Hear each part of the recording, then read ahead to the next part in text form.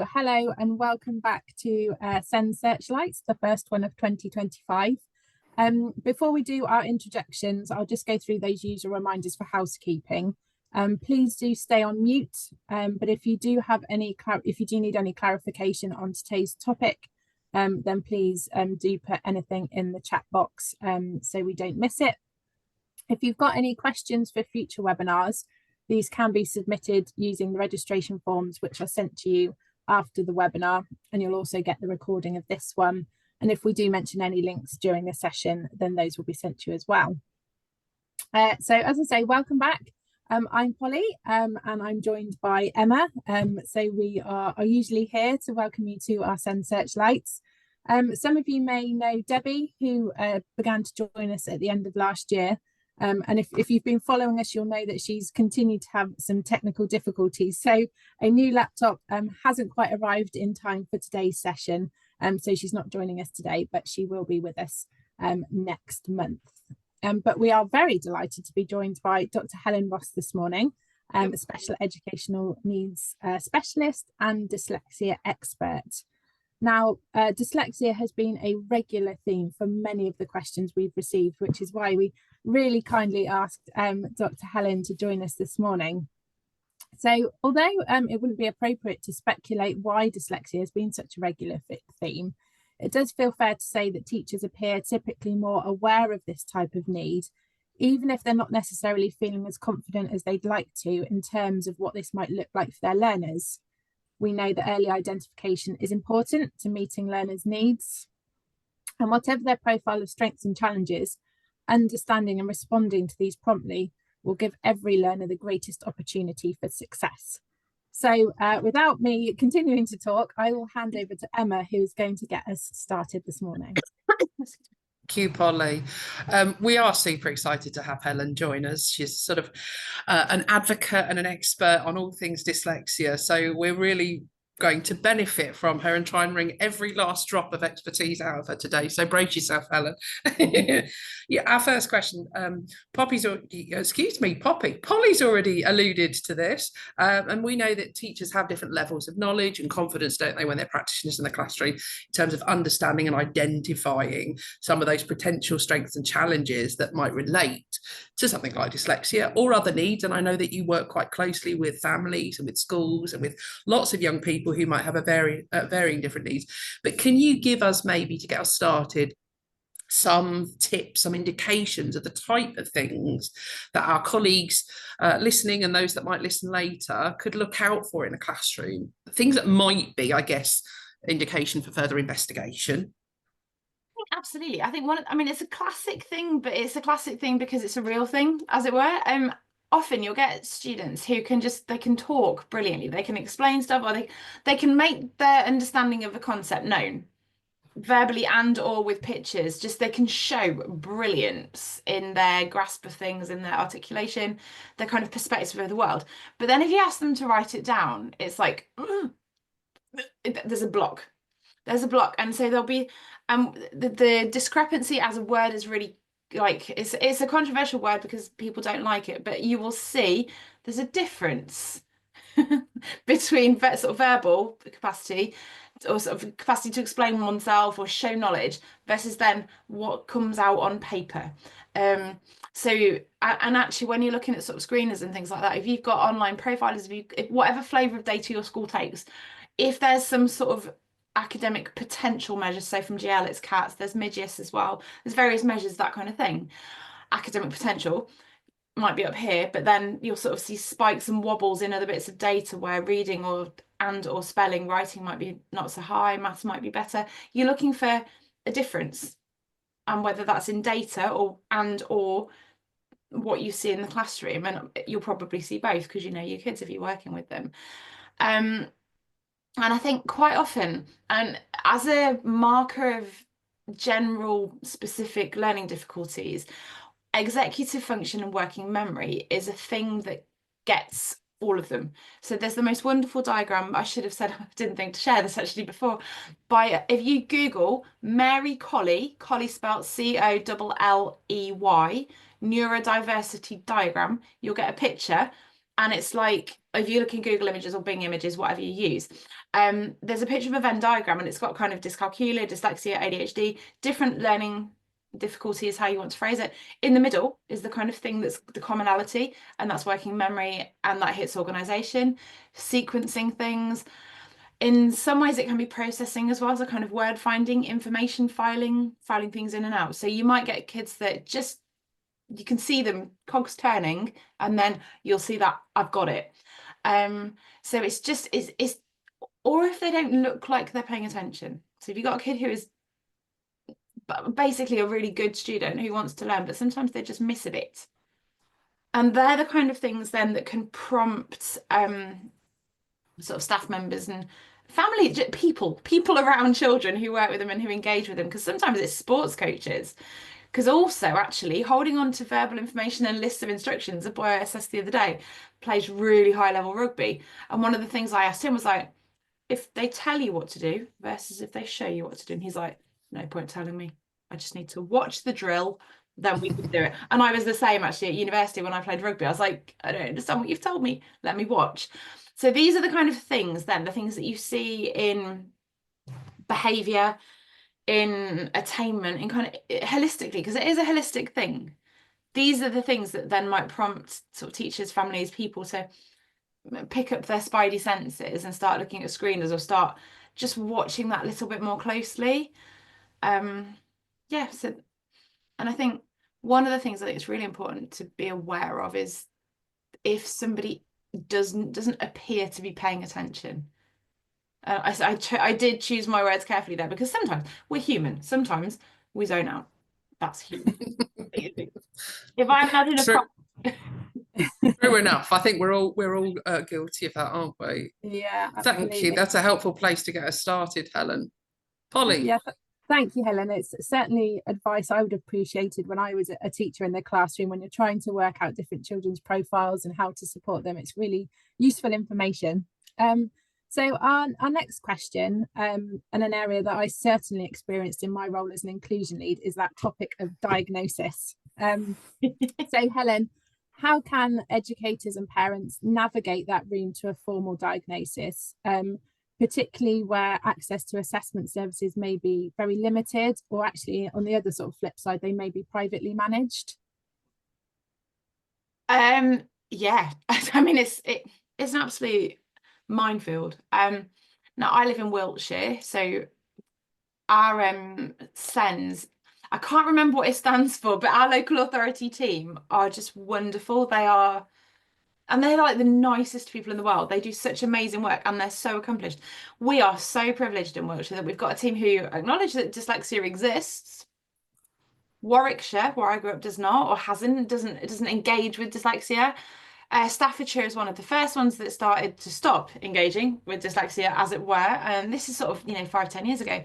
So kind of one of the points you asked me to, we've kind of discussed before, was looking at different local criteria and definitions. Now there don't tend to be different definitions locally of dyslexia, purely because those people that are involved in psych services, specialist assessor services, we have definitions that we have to work to within our professional jurisdiction.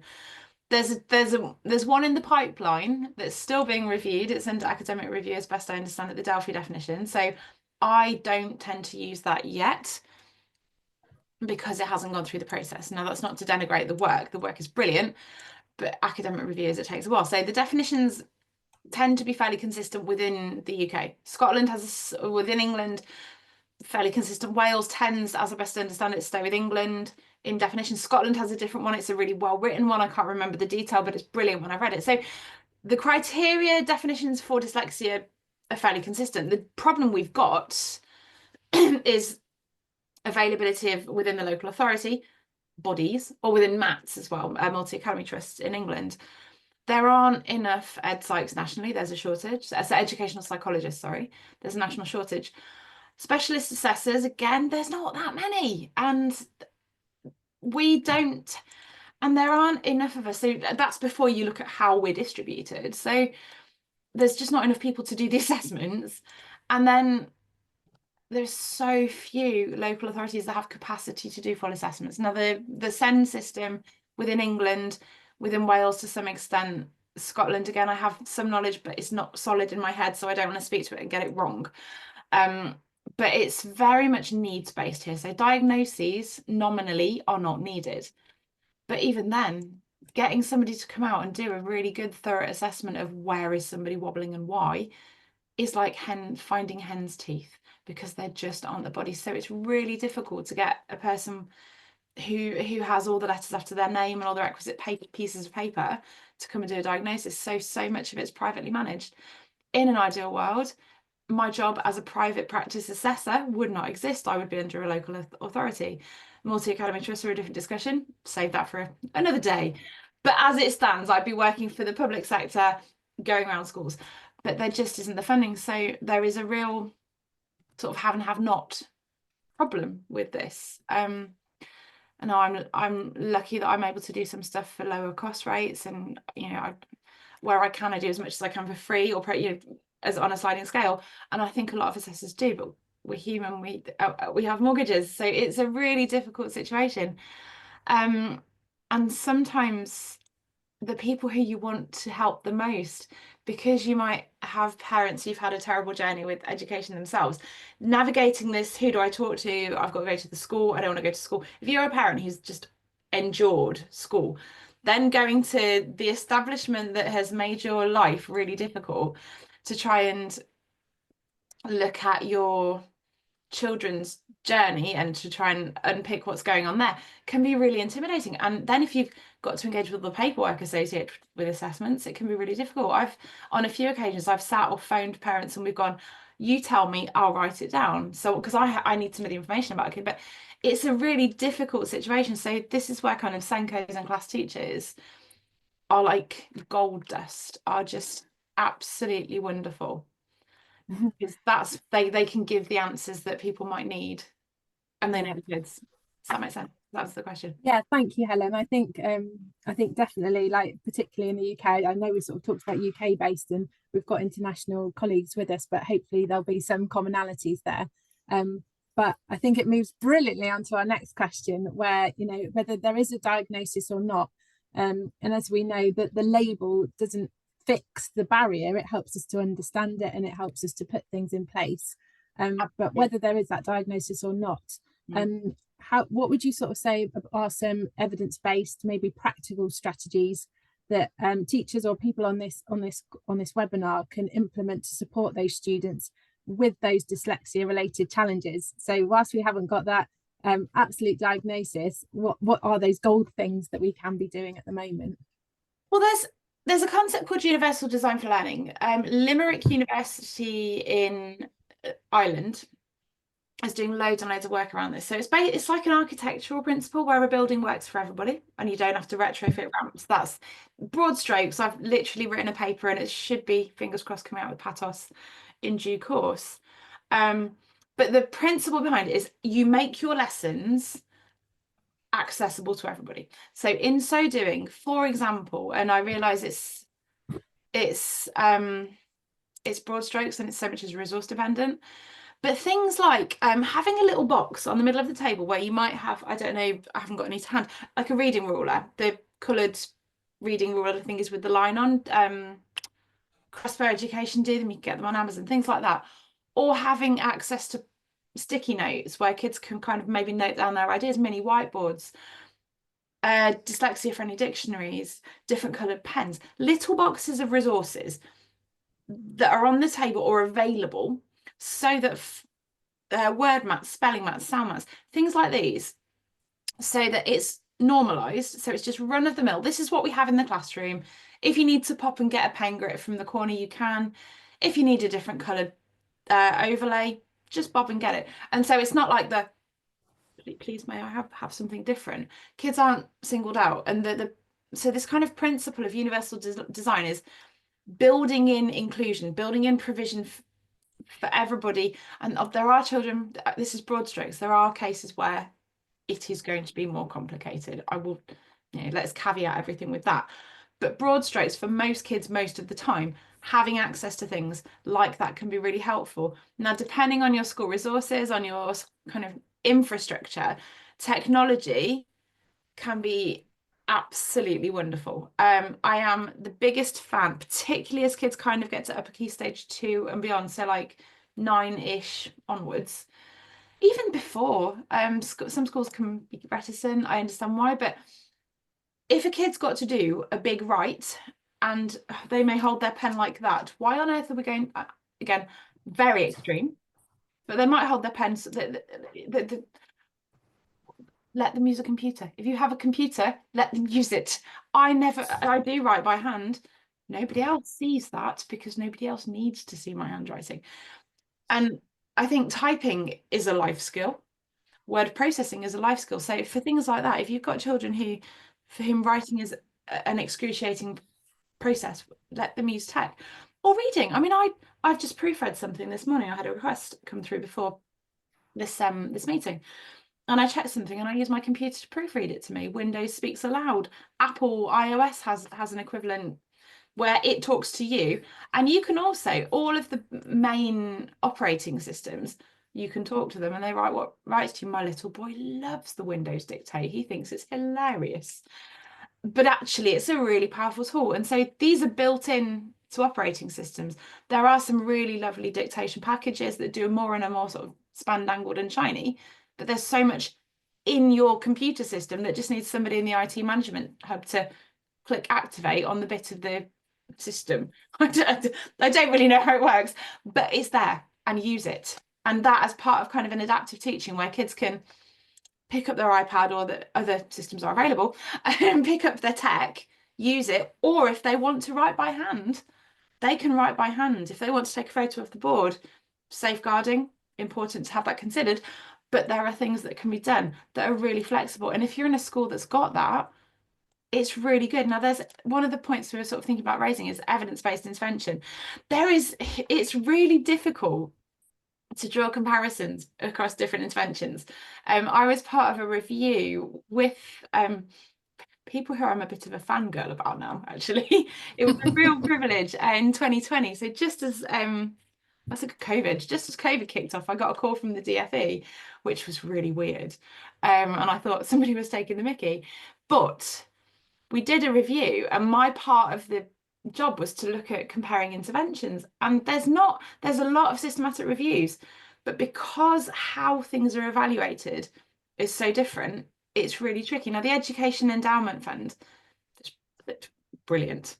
Absolutely wonderful work. So I would say if you're looking for evidence-based interventions, there's lots of them, but a lot depends on all the different factors that you're setting your kids are looking at. So if you want really good, robust evidence, look at the Education Endowment Fund, because they have like little pound signs if it's, you know, cost, efficacy in terms of attainment. Do kids like it as well? Do kids engage? So that's a really good place to look at for things like that, because it covers lots of bases and it's really robust. They've got a brilliant team at the EAF. I couldn't respect a lot of their work more. So, nice one, Emma. Thank you. You popped it in the chat. Thank you. No worries. I'm trying to make sure that colleagues who are online, who particularly those who might be overseas, and there's some terminology that Helen's using because it's part of her kind of common reference, are clear on. You referenced the DFE, which the three of us are obviously very familiar with, but people internationally might not know that that's our Department of Education in the UK. And there are, just to draw people's attention to it, there are a couple of other links that I put in there. Helen mentioned PATOS, for example. That's a UK-based organisation that does a lot of support, and of course there are a lot more. We mentioned in October in our episode when we were reflecting on the international conference that the BDA hosted, and so don't forget to look for them as well. That's the British Dyslexia Association. And a lot of what Helen just referenced in her kind of practical strategies really resonated with me, because I've now got a 22-year-old son, but a laptop was the turning point for him when he was in year 5, and opened up the world of opportunity. So, you know, do take those things really quite seriously. We don't have to be doing sort of remarkable things sometimes. It's those small universal design adjustments that can make the world of difference. We have had a couple of questions that have come in chat, but I think what I might do, rather than take too much of people's time us today and Helen and put her on the spot, we might actually bend Helen's arm and see if she might come back for a future episode, if she's willing to, because I think that I think there's likely to be lots of more ongoing dyslexia themed questions that come in. There's things related to kind of exam application, there's things related to dysorthography, so some fascinating things to perhaps go away and reflect on and come back on another day. But for now, at this point in our episode, we normally move on to what we call our illuminations, which is what we'd encourage you to do now, next, and then. And we're quite used to using that language with some of our learners who might be experiencing some barriers in terms of planning those next steps, in terms of maximising support for your students. But I'm going to put Helen back on the spot and ask if we can squeeze that last drop of wisdom and experience and practical advice.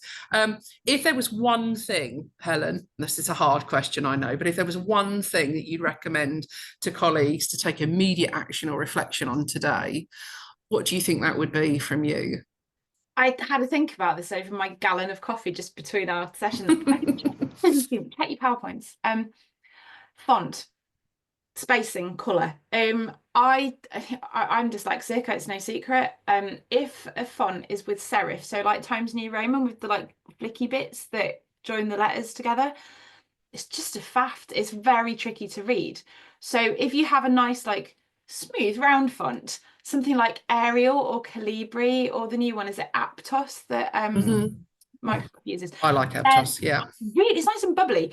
And the reason that it's nice is because there's not the kind of confusion of the lines between the letters that sort of makes them just don't like it.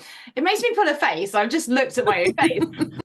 And alongside that, spacing out your lines, so kind of 1.5 line spacing can be really helpful. A nice pale background, because dyslexia is not visual stress, but they're co-occurrent quite often. And also just dyslexia, if you see loads of text, you go, ooh. So lots of space. And if you reduce the contrast with a sort of paler, pastel-y background, it can just be a game changer. So space, no serifs, pale background, check your PowerPoints. It's quick and it's easy.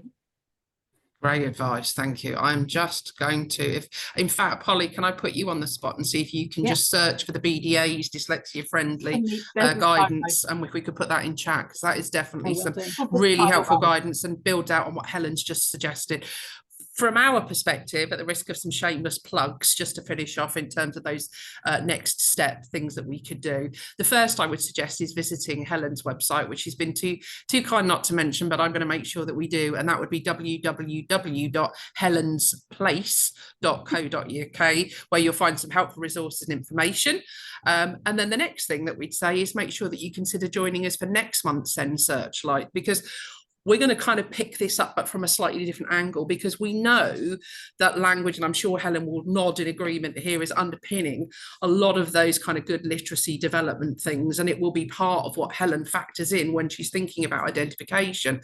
So understanding where those challenges are and how that might then relate to that wider literacy thing is quite important. And Helen touched upon the kind of co-occurrence and thinking about kind of where there might be some of those connections.